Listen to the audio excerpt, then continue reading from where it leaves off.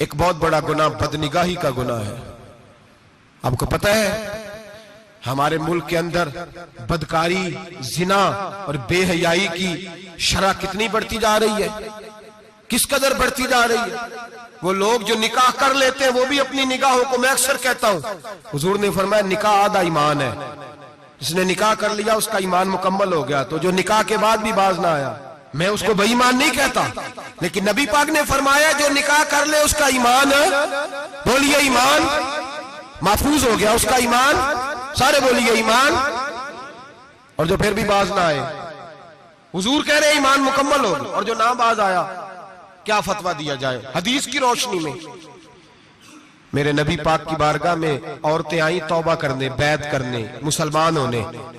تو حضور بیعت لیتے وقت فرمانے لگے میرے ساتھ وعدہ کرو، جھوٹ نہیں بولو گی، غیبت نہیں کرو گی، زنا نہیں کرو. ایک عورت بول پڑی، کہنے لگی یا رسول اللہ صلی اللہ علیہ وسلم میں مسلمان تو نہیں پر خاندانی ہوں، میرے گھر والوں کے ذہن میں بھی کبھی زنا کا خیال نہیں آیا.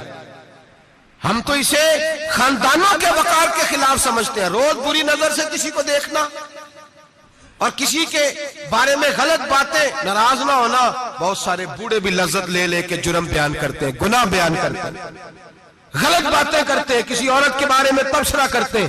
کیا سمجھتے ہیں مرد اور عورت معاذ اللہ تعالیٰ ایک کمرے میں جا کے بدکاری کرے تو وہی زنا ہے؟ میری طرف دیکھیے اور جھانک کر کے سنیے کیا عرض کر رہا ہوں، ادھر دیکھیں میری طرف. نبی پاک صلی اللہ علیہ وسلم نے فرمایا زنا زبان کا بھی ہوتا ہے، زنا کان کا بھی ہوتا ہے، زنا آنکھ کا بھی ہوتا ہے. حضور کس طرح؟ فرمایا جس نے گند دیکھا اس نے آنکھ کا زنا کیا، جس نے لذت لے کے سنا چپ نہیں کرایا، پوری بات سنی، وہ بھی زانی ہے. اور جس نے گندی بات بولی وہ منہ کا زانی ہے، جس نے گند سوچا وہ دماغ کا زانی ہے.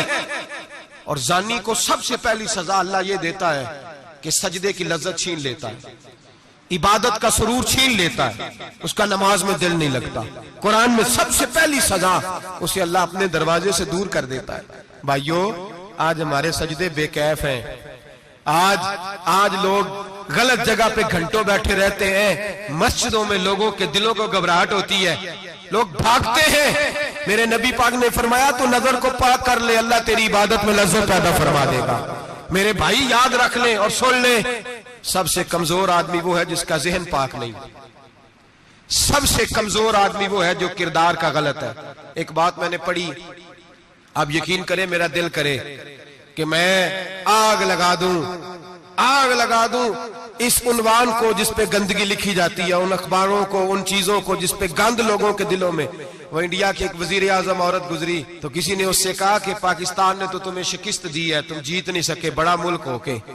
کہنے لگی کوئی بات نہیں، تھوڑا وقت ٹھہر جاؤ، ہم ان پر تہذیبی یلغار کریں گے، ان کے گھروں میں ننگا ناچ کریں گے، یہ گندی تصویریں دیکھیں گے، یہ گند میں الجھ جائیں گے. اور جو قوم گند میں الجھ جایا کرتی ہے وہ پھر کسی سے لڑنے کی طاقت نہیں رکھتی، اس کے اندر ڈٹ جانے کی ہمت نہیں ہوتی، اس کی غیرت کے جنازے نکل جاتے. دل کرتا ہے جل جائے وہ جل جائے جہاں سے برائی پھیلتی، تباہ ہو جائے وہ علاقے جہاں سے گند ہوتا ہے. لوگ گند کی کمائی کھاتے ہیں، گند کی. ایکٹروں کے ساتھ کھڑے ہو کے فوٹویں کھچاتے ہیں اور گناہ پہ فخر کرتے ہیں. اور گندے لوگ کہتے ہیں اللہ کا فضل ہے ہم گند پھیلا رہے ہیں، ثم معاذ اللہ. لوگ گناہ پہ فخر کرتے ہیں چوکوں چوراہوں میں. محمد بن قاسم آئے ہندوستان پہ راجہ دہر کے مقابلے میں، نوجوان میری طرف دیکھیں اور صحیح ہو کے بیٹھے، خاصے صحیح ہو کے بیٹھے. تقریر نہیں کر رہا، جذبات کا، میرے جذبات سنیں، دل کے پھپولے جل رہے ہیں حسینے کے داغ سے. اللہ کی قسم روح کی گہرائی سے بات کر رہا ہوں، وہ بات کر رہا ہوں جو سینہ کہہ رہا ہے کہ پھٹ جائے اور کہنا نہ پڑے. قرآن و حدیث پڑھتے ہیں اور پھر اپنا حال دیکھتے ہیں تو لگتا یہ ہے کہ عذاب قریب آ گیا ہے، لگتا ہے زمین پھٹنے والی ہے، آسمان گرنے والا، لگتا ہے قریب آ گیا ہے سارا کچھ.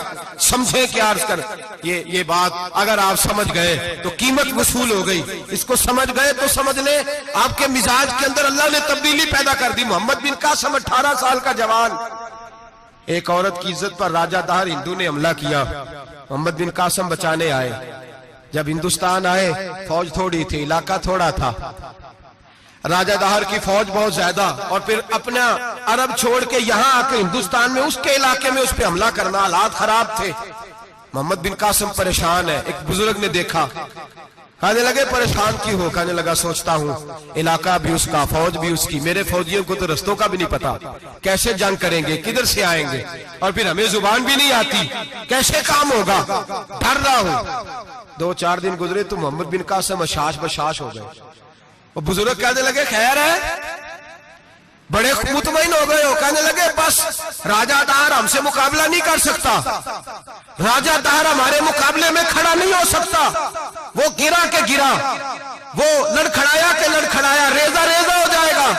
कहा आपको कैसे खुशखबरी मिल गई? कहने लगे मुझे पता चला है कि राजा दाहर जहन का गंदा है, वो तो चचा की बेटी को नहीं छोड़ता, मामू की बेटी को नहीं छोड़ता, खाला की बेटी को गंदी नजर से देखता है। जिसका जहन गंदा होता है वो किसी का मुकाबला नहीं कर सकता, हमें फतह होगी, फतह, वो गिरेगा।